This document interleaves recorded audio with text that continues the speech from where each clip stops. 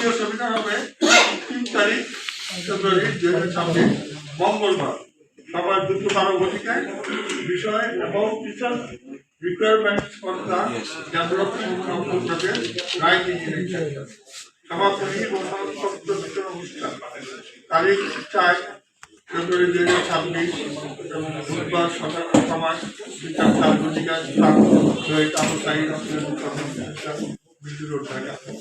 আমি সম্মানিত সাংবাদিক ভাইকে অনুরোধ করব আপনারা এই এক্সপোর গুরুত্ব সম্পর্কে সংবাদ ও প্রতিবেদন তৈরি করবেন যাতে দেশের শিক্ষকদের এই অর্জন সমান এই খাতে সামনে এগিয়ে নিতে আমাদের সবার সম্মিলিত চেষ্টা দরকার। পরিশেষে আমি আপনাদের সবাইকে আবারও আন্তরিক ধন্যবাদ জানাচ্ছি এবং 2-3-4 ফেব্রুয়ারি অনুষ্ঠিতব্য বাংলাদেশ রাইট ইঞ্জিনিয়ারিং বিষয়ে সক্রিয় উপস্থিতি কামনা করছি। ধন্যবাদ জানাচ্ছি। আপনাদের যদি কোনো প্রশ্ন থাকে আমি প্রশ্ন কাজ করি। জি আমরা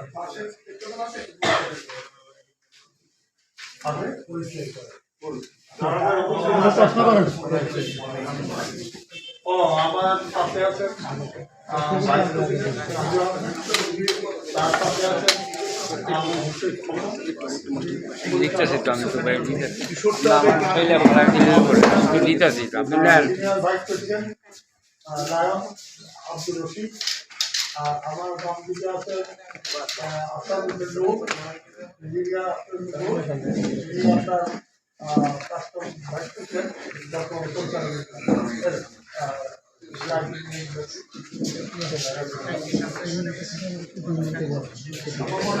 জি এদিকে একটা প্রশ্ন ছিল। প্রথম আয়োজন যখন ছিল তখন আপনাদের রেসপন্স কেমন ছিল, আর আপনারা একটা প্রস্তাব দিয়েছেন যে নগদ ক্যাশ ইনসেন্টিভের জন্য। এলডিসি গ্রাজুয়েশনের পরে তো সবগুলো ইনসেন্টিভ আস্তে আস্তে কমে আসছে বা নাই হয়ে যাবে, তো এখন আপনারা মন্ত্রণালয়ের সাথে একসাথেই কাজটা করতেছেন, নতুন করে যে আসলে এই প্রস্তাব দিচ্ছেন এটা কতটা বাস্তবসম্মত বা যুক্তিসম্মত? দেখেন আমরা তৃতীয় বিশ্বের দেশগুলোই মানে আপনার এই কমপ্লায়েন্সের কথাতে নিষ্পেষিত হয়ে যায়, জাতীয় সেখানে আপনার স্থান পায় না। তবে এটা আমরা কিন্তু অভ্যস্ত হয়ে গেছি এইভাবে এই কমপ্লায়েন্সের যাতায়াতে গিয়ে আমরা কিন্তু অভ্যস্ত হয়ে গেছি। এটা অনেকটা পজিটিভ সাইড আছে, একটা নেগেটিভ সাইড আছে। যেমন মনে করেন মার্কিন যুক্তরাষ্ট্র আজকে দেখেন তাদের দেশের স্বার্থে তারা বিভিন্ন আন্তর্জাতিক বিভিন্ন ফোরাম থেকে তাদের যে মানে সাবস্ক্রিপশন ছিল বা অনুদান ছিল সেগুলো কিন্তু ব্যাক করে নিয়ে আসছে। অর্থাৎ তাদের জাতীয় স্বার্থটা এখানে উদ্দেশ্য। আপনার আইটিসি আপনার ডাব্লিউটিও নর্মস অনুযায়ী তারা কিন্তু এইভাবে ইচ্ছা মতো আপনার ট্যারিফ নির্ধারণ করতে পারে না। ডাব্লিউটিও 25 কারণ 50% এটা হচ্ছে তাদের দেশের স্বার্থে।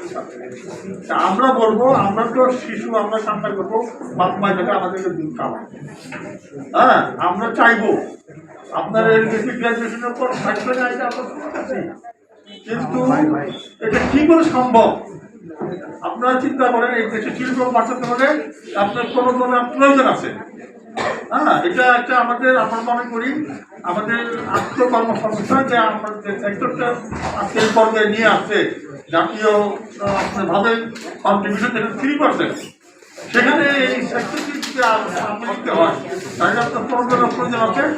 পাশাপাশি আরও কতগুলো মাল্টি ডাইমেনশনাল কিছু অ্যাপ্রোচ আছে, সেগুলোর মাধ্যমে সহযোগিতা করে আমাদের আর পরিশেষে আমি বলবো প্রযোজনার ব্যাপারে যদি প্রযোজনা একান্তই আপনার কমপ্লায়েন্সের মধ্যে পড়েই যায় তাহলে বিকল্প রাস্তা বের করতে হবে। এর জন্য আমাদের সাথে মানুষের মন্ত্রণালয়ের বিভিন্ন সময় বিভিন্ন সভা অনুষ্ঠিত হয় এবং আমরা ওর জন্য প্রস্তুতি দিচ্ছি যাতে আমাদের একটা পর্যায়ে গেলে আমরা হঠাৎ করে ভাবা থ্যাংক ইউ।